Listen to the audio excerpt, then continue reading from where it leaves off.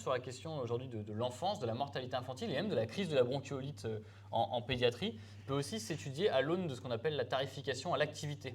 Mais c'est une des réformes qui a été les plus dramatiques pour l'hôpital, vous en avez parlé tout à l'heure, c'est une logique de garagiste. Et je pense qu'il faut le comprendre parce que nous on veut revenir dessus. Vous arrivez avec un problème, on vous fait un diagnostic, on opère, on facture. Mais ce qu'il faut comprendre, c'est qu'il y a des actes qui rapportent moins d'argent que d'autres pour les hôpitaux. Vous allez voir des pédiatres, on vous dira toujours, petit patient, petit moyen. Alors qu'on a un moment où on s'alarme de la hausse de la mortalité infantile, c'est multifactoriel, c'est très difficile de dire qu'il y a une raison plutôt qu'une autre, mais on pourrait aussi se poser la question, aujourd'hui en France, un accouchement pour un hôpital rapporte moins que le remplacement d'une prothèse de hanche. Faire des accouchements, ça ne rapporte pas d'argent, ça fait perdre de l'argent. Alors quand vous êtes un hôpital, vous devez savoir si vous allez recruter un praticien hospitalier dans votre maternité ou ailleurs. En fait, vous allez peut-être recruter en premier réflexe là où vous savez que ça va vous rapporter de l'argent. Mais investir dans votre maternité, presque ça va vous coûter de l'argent. Et à tel point que l'ordre des sages-femmes chez moi m'expliquait que quand vous faites des actes, il faut les coder sur une machine. C'est aussi ça qui a augmenté le temps administratif. Et en fait, vous codez sur une machine des actes et c'est ce qui fait que l'assurance maladie va vous rembourser selon les actes que vous avez codés sur la machine. D'accord? Et chez moi, les sages-femmes me disent, en fait, on fait une recette de cuisine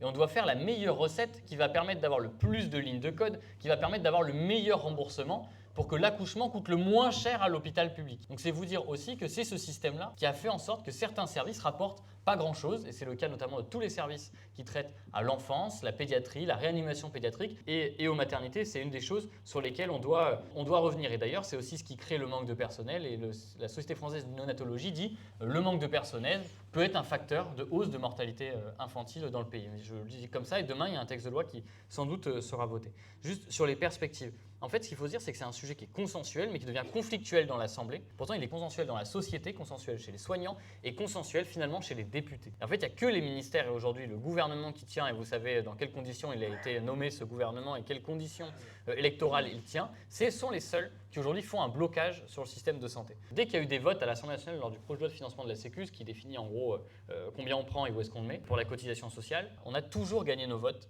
Et on a toujours réussi même à résorber le déficit de la Sécu, enfin le supposé déficit, par les votes. En fait, à chaque fois, c'est le 49.3 derrière qui crée cette situation-là. Quand il y a eu des votes sur la santé, par exemple, le fait qu'il y ait un nombre maximum de malades par soignant, on a gagné sur ce vote. C'est l'instauration des ratios qui pourraient permettre, alors il y a des salaires pour attirer et un taux d'encadrement pour faire en sorte que les soignants restent. Par exemple, sur la régulation de l'installation des médecins. Le fait qu'aujourd'hui, il y a 90% du territoire qui est un désert médical. L'idée, c'est qu'il y ait pas, que les médecins ne s'installent pas dans les 10% qui sembleraient ne sont pas des déserts médicaux. Le vote, il a eu lieu et on l'a gagné il y a 3 semaines.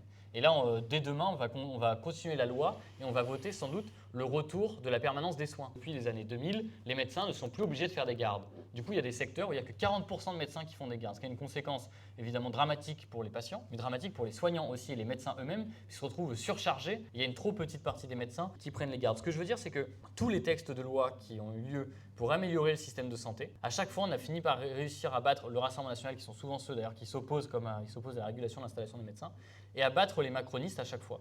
Et aujourd'hui, il y a une majorité qui existe dans l'Assemblée pour améliorer la santé des Français. Comme il y a une majorité dans la population pour améliorer la santé des Français, c'est ce que vous avez très bien dit tout à l'heure. Maintenant, la seule chose, ça ne tient que à ce gouvernement. Et je le dis parce que des fois, ça peut paraître énorme, mais on voit qu'il y a des victoires locales et il y a des victoires politiques qui existent. Et la vérité, c'est qu'aujourd'hui, il n'y a plus qu'une minorité qui bloque et qu'on finira par gagner parce que nous avons une majorité, qu'elle soit dans le pays, mais aussi dans le Parlement.